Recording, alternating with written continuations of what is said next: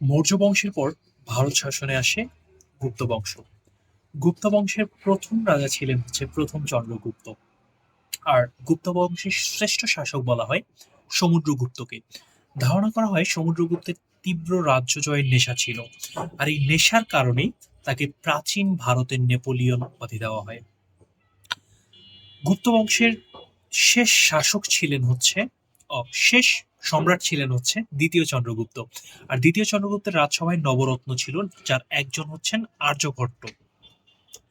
ধারণা আর্যভট্ট তার আর্য সিদ্ধান্ত গ্রন্থে শূন্য আবিষ্কার করেন এবং আহ্নিক গতি এবং বার্ষিক গতি সম্বন্ধে ধারণা দেন।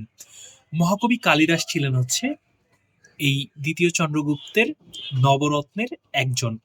আর গুপ্ত বংশের শেষ শাসক ছিলেন বুধগুপ্ত। শাসক মানে তার তার নিয়ন্ত্রণ ছিল ছিল ভারতবর্ষের ক্ষুদ্র একটা অংশ। ধন্যবাদ।